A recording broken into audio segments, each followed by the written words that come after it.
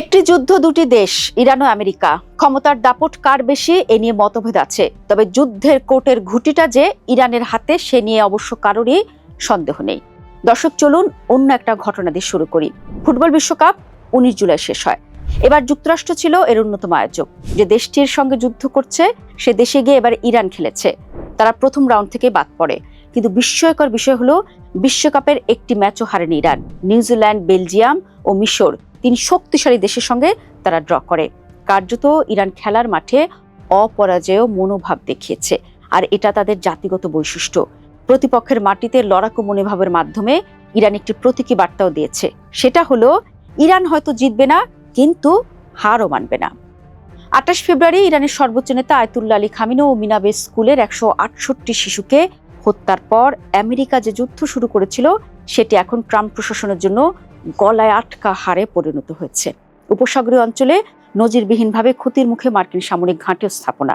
বার্তা সংস্থা এপি জানিয়েছে, সেপ্টেম্বরের মধ্যে ইরাক থেকে সব সেনা সরিয়ে নেবে আমেরিকা। অন্য উপসাগরীয় দেশগুলো থেকেও সেনা প্রত্যাহার চলছে। আমেরিকার পররাষ্ট্রমন্ত্রী মার্কো রুবিও উদ্ধৃতি দিয়ে ফার্স্ট পোস্ট অনলাইন জানায়, কাতার, সৌদি আরব সহ অন্য দেশগুলো থেকেও ঘাঁটি ও সামরিক সরঞ্জাম সরিয়ে ইসরায়েলে নেওয়ার পরিকল্পনা করছে America. 21 July council on foreign relations এক প্রতিবেদনে বলেছে, ইরানের সঙ্গে যুদ্ধে হতাহত বাড়ার কারণে আমেরিকা এমন সিদ্ধান্ত নিতে বাধ্য হচ্ছে। বিষয়টিকে সাদামাটাভাবে দেখলে ভুল হবে। এটা ইরানের হামলায় মধ্যপ্রাচ্য ছেড়ে লেজ গুটিয়ে আমেরিকার পালানোর দৃশ্য।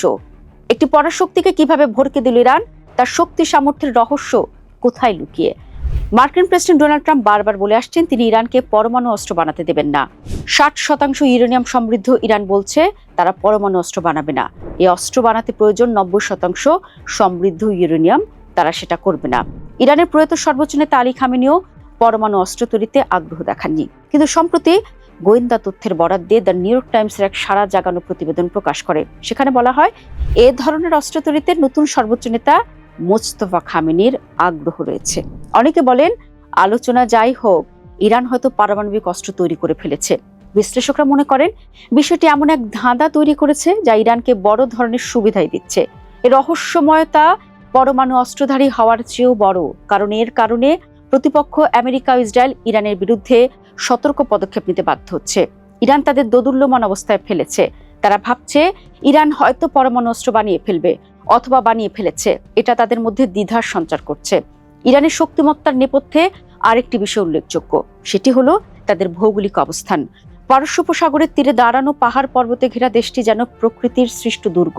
এ কারণে কোনো দেশের পক্ষে সেখানে স্থল অভিযান চালানো প্রায় অসম্ভব। সম্প্রতি মার্কিন সম্ভাব্য স্থল অভিযান নিয়ে যখন ইরানের পররাষ্ট্রমন্ত্রী আব্বাস আরাকচিকে প্রশ্ন করা হয়েছিল, তিনি বলেছিলেন, আমরা তাদের জন্য অপেক্ষা করছি।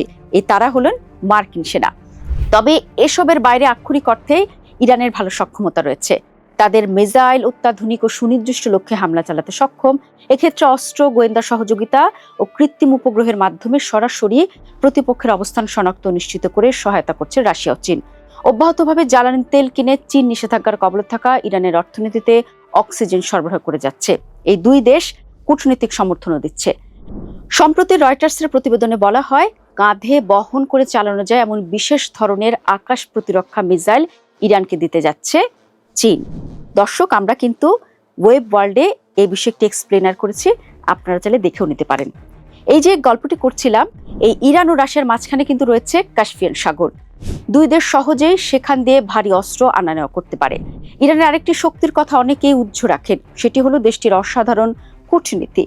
পশ্চিমা গণমাধ্যমে নানা অপপ্রচারের পরও ইরান বিশ্বের অনেক দেশের কাছে গ্রহণযোগ্য।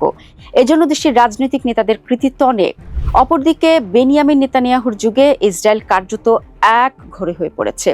আমেরিকা, আর্জেন্টিনা ও ভারত ছাড়া তেমন কোনো দেশ আর তাদের পাশে নেই। তবে সবকিছু ছাড়িয়ে ইরানের বড় শক্তিমত্তার উৎস হরমুজ প্রণালী। বৈশ্বিক জ্বালানি সরবরাহের গুরুত্বপূর্ণ জলপথটি এখন তাদের নিয়ন্ত্রণে। এটির নিয়ন্ত্রণ নিয়েই আমেরিকার সঙ্গে লড়াই চলছে। আমেরিকা এসেছিল ইসরায়েলের হয়ে লড়তে, এখন নিজেদের লড়াই চালিয়ে যেতেই হিমশিম খাচ্ছে। বিশ্লেষকদের কেউ কেউ বলছেন, হয়তো এটি মার্কিন সাম্রাজ্যের পতনের যুদ্ধ। এরই মধ্যে মহাপরাক্রমশালী, অপ্রতিরোধ্য পরাশক্তি আমেরিকাকে নিয়ে এ ধরনের যত বিশেষণ ব্যবহার করা হতো, সেগুলো এখন ভুলুণ্ঠিত।